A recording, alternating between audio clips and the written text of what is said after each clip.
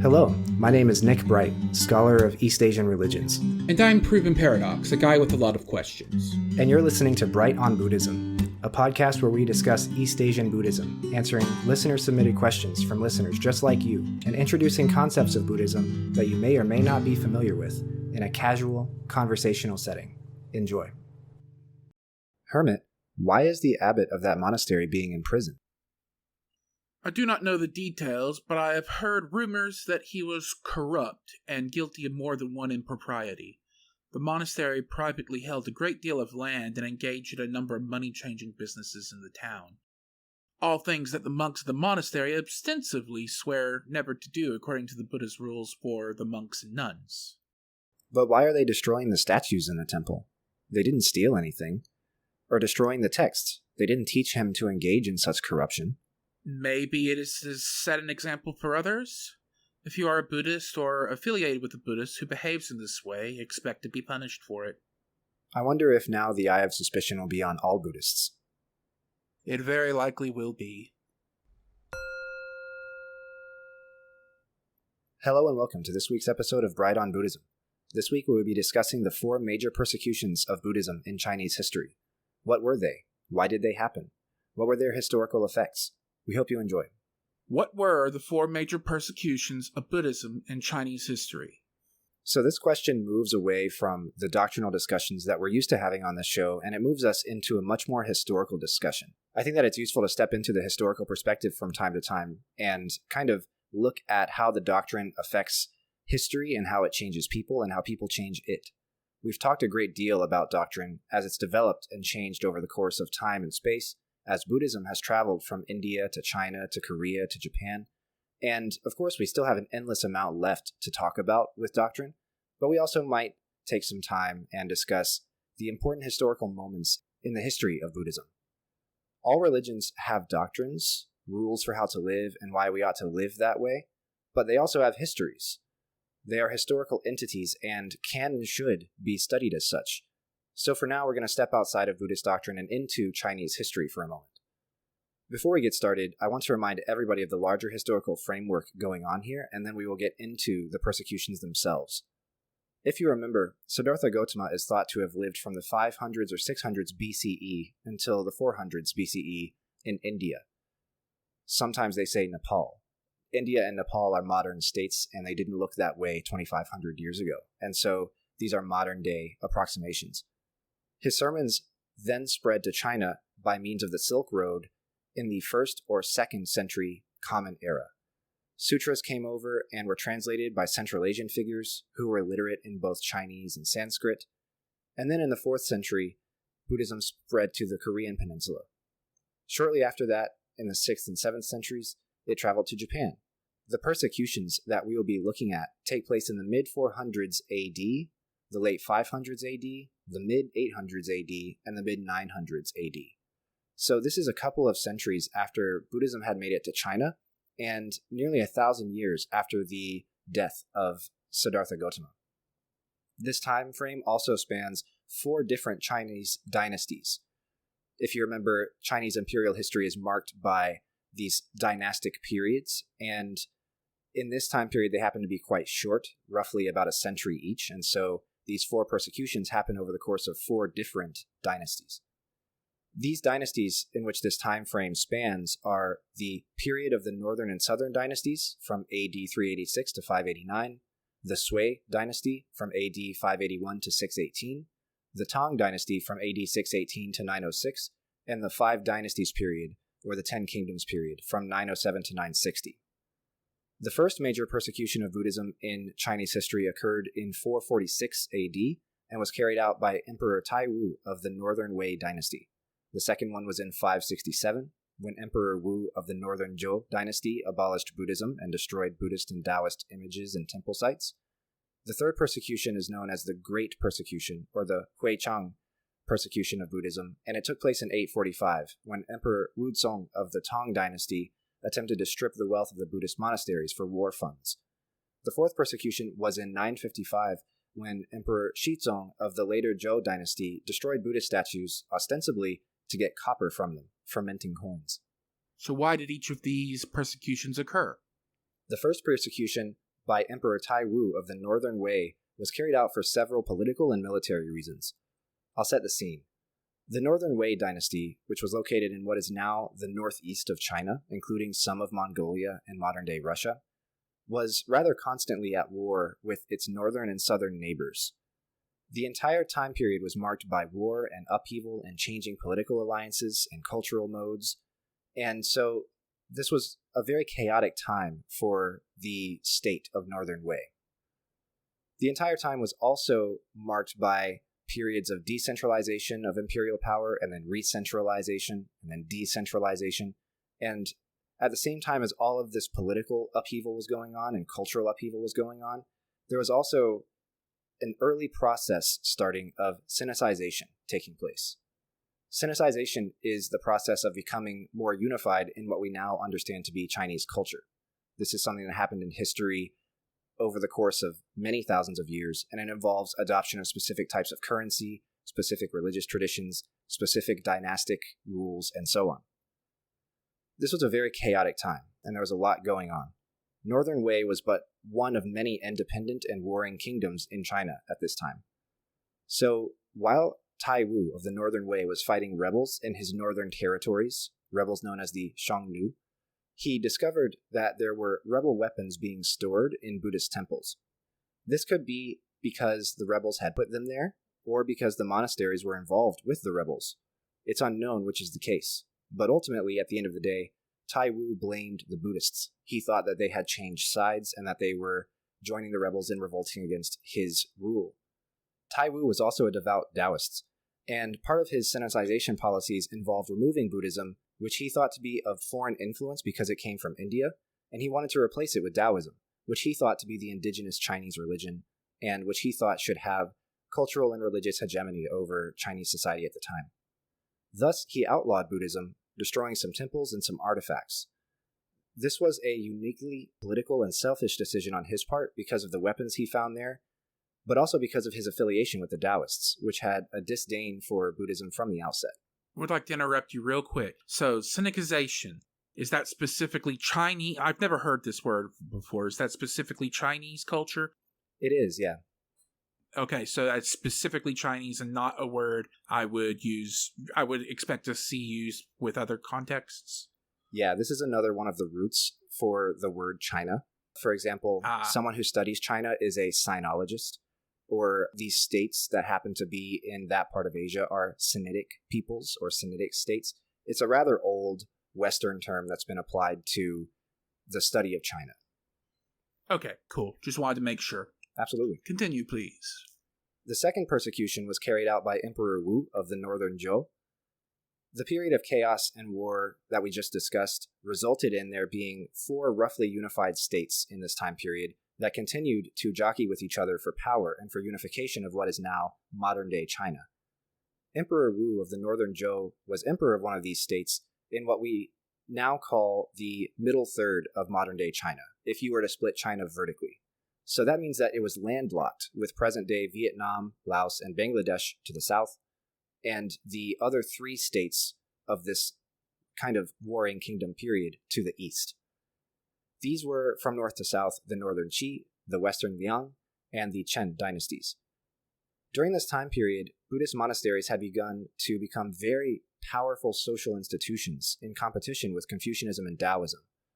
They began to hold wealth as landowners and farmers. They began to become close with wealthy elites through conversion of those elites, or through tutoring and educating their children, or through wealthy patronage of Buddhist art and architecture. And they also became ideologically powerful as an alternative to Confucianism in the imperial court. This is often thought of as being a matter of corruption.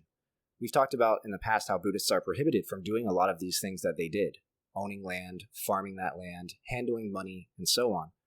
And these are all prohibited in the precepts. But what happened, the reason why this corruption all happened, is because there was a relaxation of the precepts among these newer Mahayana schools, and also there were some uniquely corrupt bad actors, and because the relationship that Buddhism had developed with the elite led to a little bit of nepotism and a little bit of back and forth favors between the Buddhist institutions and the elite. So this all leads to a former monk named Wei Yuansong, imploring Emperor Wu to abolish Buddhism in the northern Zhou. Not much is known about his reasoning, not much is known about why he left the monastery to pursue a life in the laity, but essentially we can kind of reverse engineer that he was very dissatisfied with how corrupt and how elite and how noble the Buddhist monasteries had become. Emperor Wu, also a Taoist, was in favor of this idea, and so he forced all of the monks and nuns in the country into lay life. So they were no longer able to be monks and nuns. They had to go back to regular life. And the land of all these Buddhist temples was confiscated and given to soldiers. So there's the political and military reason here of increasing the amount of land that can support military activities against the other three states that we mentioned before. And then all of the wealth that these monasteries held was put back in the hands of the emperor. So you can think of this as one of those periods of centralization of political power, where he's trying to gather up all of the assets in the kingdom for himself and for his own activities. The third persecution is regarded as the Great Persecution of Buddhism in Chinese history. Like I said, it's also called the Huichang persecution, or the Great Anti-Buddhist Persecution. When people say the Chinese persecution of Buddhism, 9 times out of 10, they mean this one. This one occurred in the Tang Dynasty. This dynasty is one of the highlights of Chinese history. There was a massive and unprecedented amount of cultural exchange, technological and cultural development, and political strength and unity in most of what is now modern-day China. During this time, in fact, Japanese Buddhist thinkers were being sent to China by Japanese emperors to see what was developing in Chinese Buddhist doctrine so that they could bring it back to Japan and get it started there. The Tang Dynasty held the most land that a Chinese dynasty had ever held up to that point, and so not only enjoyed tax revenues from about 75% of what is now present-day China geographically, but they also enjoyed the influence and power among the other states around them, which led to tributary states. So the surrounding states, so that they could placate the beast and not incur their wrath and incur invasions, incur military action, they would send tributaries. They would send tributes to the Tang court. And this helped contribute to a lot of this cultural exchange that I mentioned. So these tributary states included what is now Korea, Japan, Tibet, Vietnam, and even India, and some other states as well that no longer exist. So there was a lot going on and a lot developing culturally and religiously and technologically in the Tang Dynasty. However, at the same time as all this was happening, the wealth of the Buddhist temple organizations was increasing again. So you could say that there are periods of centralization and decentralization among the imperial courts, but there's also periods of great wealth and great poverty among the Buddhist institutions in China over the course of this part of its history. So this persecution occurred in the Tang Dynasty for several reasons that were very similar to the first persecution because of the wealth and material benefit of the Buddhist monasteries. The Buddhist monasteries and temples had come to hold a lot of land and resources. They also had come to have a lot of people in court who were Buddhist and who voted in favor of the Buddhist institutions. And all of this financial sway and political sway made the other parties uncomfortable, namely the Confucians and the Taoists and others. The Tang Dynasty was indeed quite wealthy, and so these institutions being rich should not matter that much. But in order to get as much land as they had and to keep it, a lot of money had to be spent on tax collection, on quelling rebellions, and on fighting new conquests to continue to increase that empire geographically and continue to feed everybody. And to also deal with the fact that some tributary states were hesitant or reluctant to actually send tributes. So, one of Emperor Wuzong's conquests to the north against the Uyghur tribes bankrupted the country. And so wealthy Buddhist monasteries were disbanded, and the wealth that they had incurred was used to cover those costs. That was one of the political and military reasons for this persecution, but there were also social reasons.